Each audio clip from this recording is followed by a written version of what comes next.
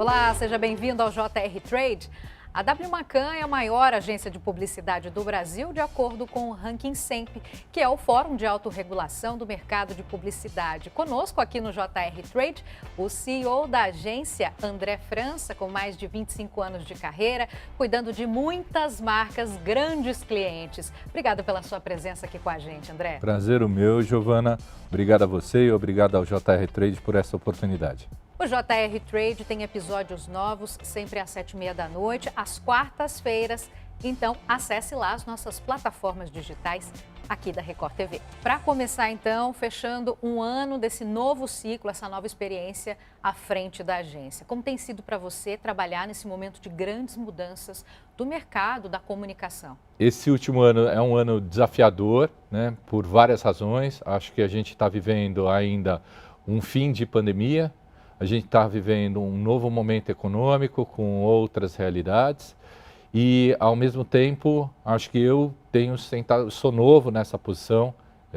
Foi uma posição que, para mim, é uma grande conquista da minha carreira e que eu tenho que agradecer demais ao Hugo Rodrigues, que hoje é o Chairman e antigo CEO, a ter me escolhido entre tantos candidatos que haviam para essa posição.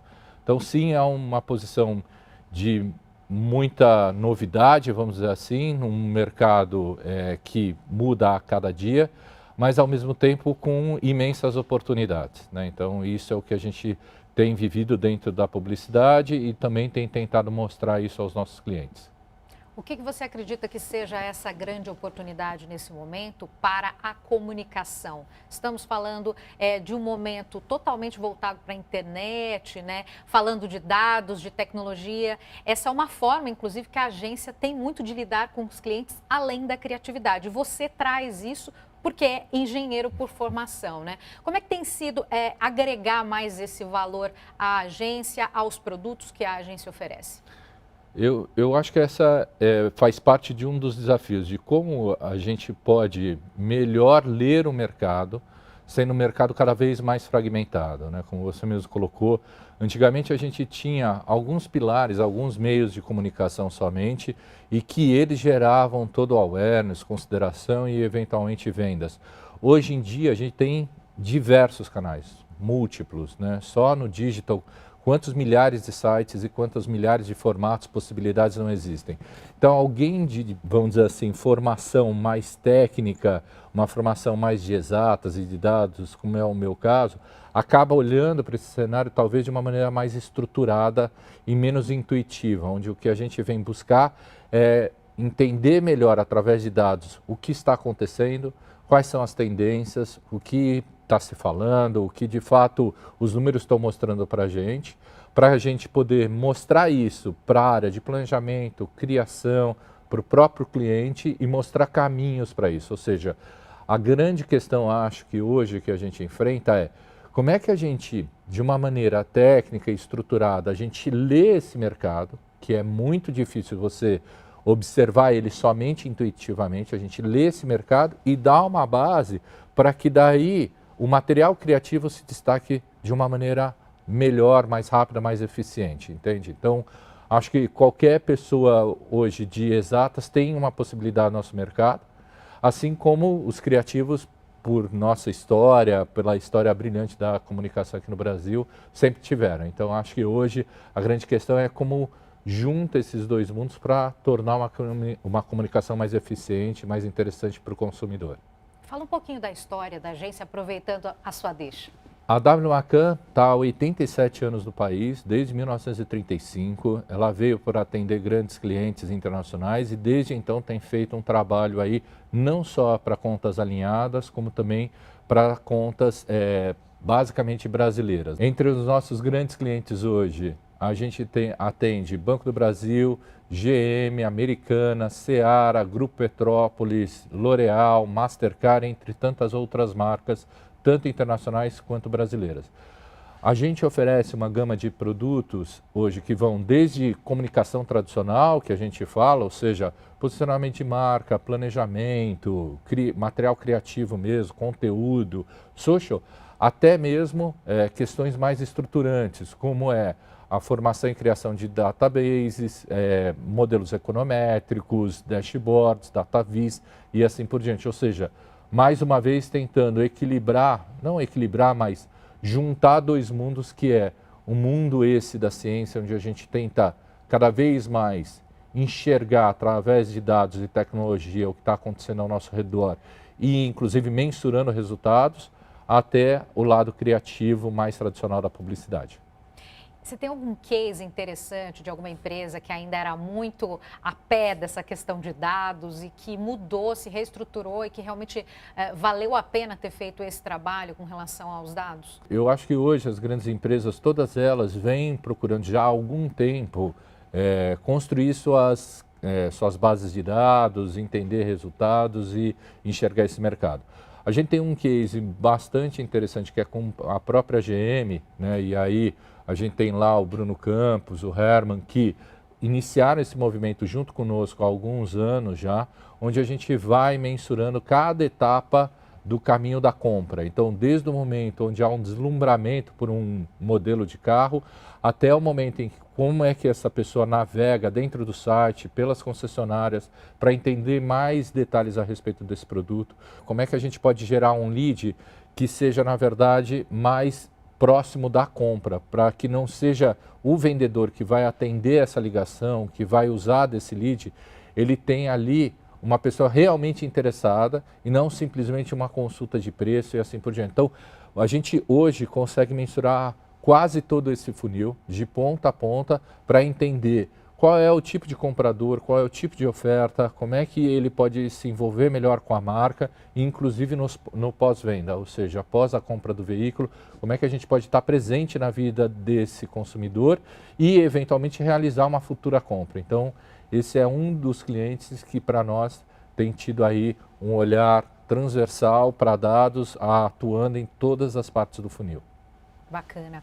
E você foi jurado em 2019 em Cannes. Como é que foi essa sua experiência? É uma experiência muito enriquecedora, onde a gente troca com grandes cabeças do mundo inteiro, né, com grandes personalidades aí do mundo inteiro, julgando trabalhos. E uma das coisas que eu acho que a gente percebe é que o Brasil, de fato, tem uma formação em comunicação e em publicidade muito firme, muito forte, assim, né? As discussões que eu vi ali na mesa são as mesmas discussões que eu vejo, por exemplo, quando eu julgo F Brasil, onde a gente tem nossos pares, nossos colegas aqui. Então, são discussões de altíssimo nível, sim, mas não são discussões diferentes do que a gente passa aqui ao entender comunicação, ao ver os cases brasileiros. Então, isso realmente enche a gente de orgulho de saber que o trabalho que a gente vê lá fora são trabalhos que estão no mesmo nível daqui do Brasil que a gente encontra no nosso dia a dia. Vocês normalmente olham para o mercado internacional para entender até qual é a tendência, o que está sendo visto, o que está sendo feito no momento. Qual que é a diferença mesmo entre o nosso mercado dos outros mercados, na tua opinião? Assim, o melhor e talvez alguma coisa que a gente ainda precise melhorar? Eu acho que assim, a gente tem um mercado pujante, com grandes anunciantes, a gente tem dentro do cliente, dentro da agência e dentro dos veículos de comunicação grandes profissionais. Então, acho que faz com que cada uma dessas partes se desafie até para levantar esse mercado e trazer o que há de melhor de comunicação, uma comunicação engajadora e que traga resultado para as marcas. Então, isso é o que eu percebo, acho que tem um banco de talentos. A grande questão que eu vejo é como manter esses talentos dentro da comunicação. Hoje em dia, a gente percebe cada vez mais que o que há 20 anos atrás a comunicação era talvez uma das profissões mais desejadas, né, dentro das universidades, onde os cursos eram procurados intensamente. Hoje em dia eu não percebo isso, né? Hoje em dia eu percebo que os cursos de comunicação, eles não têm mais tanto esse desejo, ou seja, a gente tem que ter uma preocupação aí de como vamos formar novos talentos e o ambiente para atrair esses talentos no futuro. Acho que é isso que a gente vem enfrentando, mas não acho que isso é diferente do que acontece fora do país, dentro do que a gente está olhando. Além disso, pela sua pergunta também, sim, a gente olha muita coisa que acontece lá fora, né? Até para entender o que a gente precisa avançar e onde a gente pode se destacar dentro desse cenário. Muitas das marcas com que a gente atua são marcas internacionais que trazem exemplos de fora para balizar o que está acontecendo aqui no país. Eu até tenho aqui uma declaração sua mesmo do Meio Mensagem, aproveitando que você está falando em relação a talento, né? Atrair talento não é apenas atrair o criativo, mas também o engenheiro, o matemático, senão a gente vai ser ordenado pelo engenheiro que criou a máquina e não iremos na direção do bem. Você acha que a gente precisa ter esse propósito, trazer esse propósito para os jovens, não só os engenheiros, mas também aqueles que já têm uma aptidão nata para a criatividade, para a comunicação, para entender o que está acontecendo e a gente também aprender com eles, né? É isso. Na minha época, mais de quase 30 anos atrás, a pessoa de exatas era um tradutor de manual. Então, tudo vinha de fora, a televisão, a aeronave, o que você tivesse do mundo de eletrônica, de exatas, eles iam de fora e você o que fazia era traduzir aquele manual de instruções para consertar ou para montar, mas você não criava nada. Eu acho que o mercado mudou, acho que exatas hoje tem um componente criativo, mas a gente tem que tomar cuidado para que a publicidade não se torne o que a exatas foi no passado, onde os grandes players internacionais, os grandes veículos, venham com suas máquinas e digam para nós o que a gente tem que fazer, sendo que a publicidade, na verdade, sempre foi meio rebelde nisso. Ela sempre ditou aquilo que a marca precisava e usava dos meios de produção para criar algo inusitado. Só que se a gente, então, não tiver um engenheiro, se a gente não tiver um matemático, a gente não vai saber como a máquina funciona. Daí, como quebrar? Como se rebelar contra isso, né? Como verificar que, por exemplo, o resultado que estão te dizendo não é o resultado real e concreto que a gente observa dentro da empresa. É só um resultado que é um KPI, um Key Performance Index, uma coisa intermediária. Né? No final, pode estar indo muito bem pela visão do veículo, mas no final a empresa não está vendendo ou não está trazendo awareness para a marca. Então, a gente precisa ter, na minha visão, uma melhor coexistência desses dois mundos.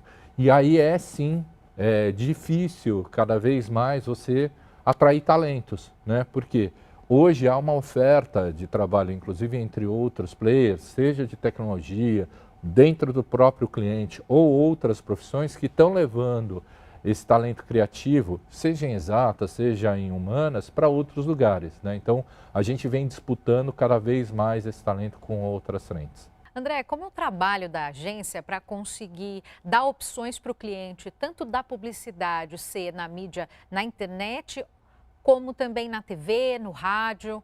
Eu comecei com internet, na verdade, em 2000, né? A gente fundou, na época, uma agência virtual, né? A gente chamava de virtual, que era um braço que cuidava de internet. E aí, em 2000 foi quando estourou a bolha. Então, assim, eu passei alguns bons meses ali, sem conseguir convencer nenhum cliente de que internet podia ser alguma coisa interessante para testar, para aprender, para levar engajamento, para conhecer o cliente. Então, de fato, assim, há 22 anos atrás, foi quase impossível. Eu lembro bem as dificuldades que eram na época. E hoje está em sido ao contrário, assim. Eu sinto que há um pêndulo muito grande para o digital. Muitos clientes migraram boa parte da sua verba para o digital, abandonando os veículos de massa e também agora sentindo a falta de ter uma construção de cobertura mais rápida, de ter um material, um conteúdo, às vezes, já feito diretamente para a marca, de ter um conteúdo que tenha ali uma mediação, como é o caso, por exemplo, de uma entrevista como essa, onde você tem ali a mediação, você tem um editorial, você tem ali um pensamento. Então, muitos clientes hoje estão voltando para o mundo offline, que você falou, né? Então, um exemplo disso é a Americanas, onde a gente vem fazendo um trabalho aí já há 4 anos, né? Onde a gente vem testando mês a mês, campanha a campanha, qual é o melhor mix entre o que eles já faziam no digital, que era americanas.com, e hoje já, né, deixou de ser B2W, hoje é Americanas como um todo, a gente tem desde a loja física, como o digital, como empresas e todas as facetas. Então, como é que a gente pode fazer a comunicação de todas essas marcas e de todas essas frentes da marca, tanto no digital quanto no offline, né, nas mídias mais tradicionais, como a televisão, rádio, out of home e assim por diante. Como é que a gente melhor equilibra o investimento em cada uma dessas frentes para ter a melhor projeção da marca, né? Então, e isso é feito campanha a campanha, mês a mês, sendo questionado em que movimento. Então, há 3 anos atrás, 4 anos atrás, eles estavam claramente concentrados no digital, até porque é um e-commerce, então fazia sentido, e a gente vem junto com eles tentando entender melhor esse equilíbrio. É interessante esse ponto. André, falar de metaverso, que eu acho que é algo que é diferente, né? Ainda está sendo experimentado, e como é que está sendo para vocês? Olha, o metaverso é um ambiente que a gente acredita, sim, que no futuro deva ter um espaço grande dentro da vida, do nosso dia a dia, mas como você falou, ainda é experimental, né? A promessa do metaverso é você conseguir viver uma vida inteira dentro do digital, numa única plataforma, sem que você tenha que logar e deslogar de diferentes lugares, né? Então, hoje em dia, se você tiver uma plataforma, você tem que simplesmente sair dela, digitar um novo site e entrar em outro lugar. E aí, essas duas plataformas, elas não se conversam, né? A grande questão do metaverso é como é que eu sou a pessoa dentro dessa rede social e eu carrego as mesmas coisas dessa rede para outra e como é que isso depois se traduz na vida real, né? Então, se eu tenho um troféu aqui no meu mundo real, como é que eu carrego ele para dentro e ele é único? E aí você vê iniciativas cada vez mais claras sobre NFT, né, de você ter aquele seu troféu único, ser único também no digital. Então você vê que existe um movimento de tecnologia para tornar esse ambiente cada vez mais integrado entre as grandes plataformas e também integrado com a vida real. Mas ainda é muito experimental, né? A própria internet, o sonho de que você teria para a marca, para o anunciante, uma personalização em alta escala, ela ainda não acontece, né? Então, há 20 anos atrás, quando eu comecei aqui na internet, a promessa era a seguinte: olha, eu vou conseguir falar com cada usuário exatamente o que ele quer, em milhões e milhões de pessoas, porque eu vou automatizar, porque a gente vai ter conteúdos dinâmicos, porque aí eu vou saber a experiência de cada um, e aí eu vou ter um site para cada um, eu vou ter uma experiência para cada um, e aí com isso eu vou ser mais e mais relevante para cada um. Isso ainda não acontece. Então, a promessa do metaverso, de você ter um ambiente único com as diferentes plataformas, ela ainda está mais distante, né? A tecnologia está aí já há algum tempo, ela ganhou as pautas exatamente porque hoje em dia está todo mundo, desde o Meta, né, desde que a empresa do Facebook virou Meta, isso virou manchete em todos e aí tem uma corrida, mas de fato ela ainda está distante de se concretizar. Isso não impede, acho que, as marcas a testarem. Separarem uma pequena fração aí das suas verbas para, de fato, testarem novas tecnologias. Isso é uma coisa que eu acredito e eu incentivo, porque é só assim que a gente vai conseguir se preparar para o momento em que, de fato, a gente tiver a plataforma ou a gente tiver a tecnologia ali já pungente.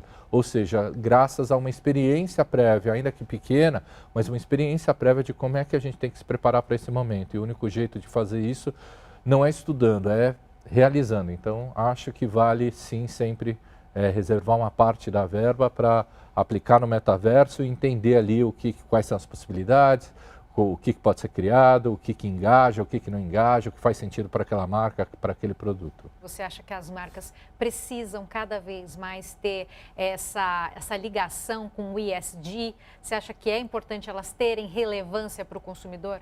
Essa questão do ESG, na verdade, ela é uma questão que já não faz nem mais sentido se sim ou se não, né? Ela é uma questão crucial. A pergunta é, dentro do ESG, o que faz sentido para a marca apoiar, né? Quais são os pilares que, dentro da natureza do negócio da marca, faz sentido ela apoiar? Então, acho que essa é a maior busca, porque, obviamente, todas as empresas têm um limite do que elas podem apoiar, mas, sem dúvida nenhuma, elas terão que se posicionar sobre isso no futuro, até por conta do tipo de relação que a gente vem tendo com elas, né? a marca realmente tem que deixar, então, algo relevante, tem que engajar esse cliente de alguma forma, tem que dizer a que veio, ou a neutralidade também pode ser uma estratégia?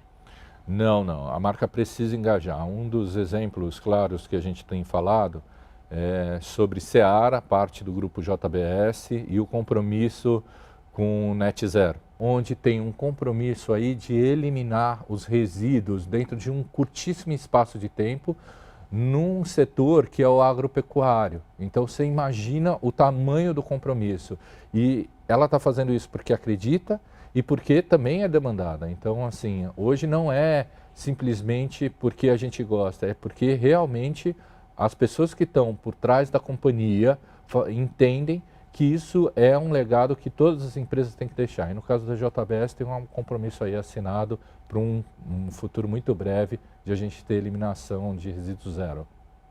Como é que você vê a publicidade daqui para frente a médio e a longo prazo? Existe um movimento estrutural onde cada agência, na verdade, está se remodelando, né? Então, hoje a gente não tem mais só um tipo de agência, que é aquela agência full service tradicional, que fala de planejamento, que fala de criação. Nós mesmos lá da W Macan estamos falando cada vez mais de dados, estamos falando cada vez mais de tecnologia, né? Tudo isso pensando no resultado do cliente. E dentro desse ecossistema vem surgindo outros modelos, né? Como por exemplo, cada vez mais in-houses. Essas in-houses são tanto modelos de performance quanto modelos de conteúdo, onde você tem equipes dentro do próprio cliente para essas disciplinas. Você verifica agências especializadas de marketing de influência, de redes sociais, além das tradicionais de evento, de promoção. Então, hoje você tem uma gama de serviços muito grande e isso faz com que a agência tenha que se repensar o tempo inteiro. Então, existe uma mudança aí no médio prazo da entrega da agência para o cliente que vai mudar, né? Então, eu acho que vamos ter aí, de um lado, uma concentração, então essas pequenas estruturas vão ser absorvidas pelos grandes grupos para criar novamente grandes estruturas que tenham mais, que sejam menos afeitas às variações cotidianas que a gente tem de verba, de investimento, então estruturas mais concentradas de disciplinas como essa, até estruturas como a nossa, onde a gente tenha um planejamento mais multidisciplinar, tentando coordenar todas essas disciplinas, mesmo que a gente não seja o único fornecedor de todas elas. Ou seja, a gente é uma agência que olha para tudo isso, coordena os diversos fornecedores, mas nós damos o direcional. E aí tem também o futuro da comunicação no nosso meio ambiente, né? Onde a gente vê aí a fragmentação dos meios, da audiência, novas plataformas. Isso faz com que a gente também tenha aí uma indefinição de qual seria o formato vencedor e como é que a gente vai lidar com tudo isso. Então tem um grande desafio, uma grande oportunidade para todo tipo de profissional para poder navegar nesse mercado. André, eu desejo para você e para o seu time muito sucesso e muito trabalho, que também é bom, né? Obrigada por estar aqui conosco. Imagina, obrigado a você. O JR Trade é o nosso espaço para falar sobre o mercado publicitário e as novidades. Os novos episódios são sempre às quartas-feiras, às 7h30 da noite. Eu fico por aqui. Até a próxima.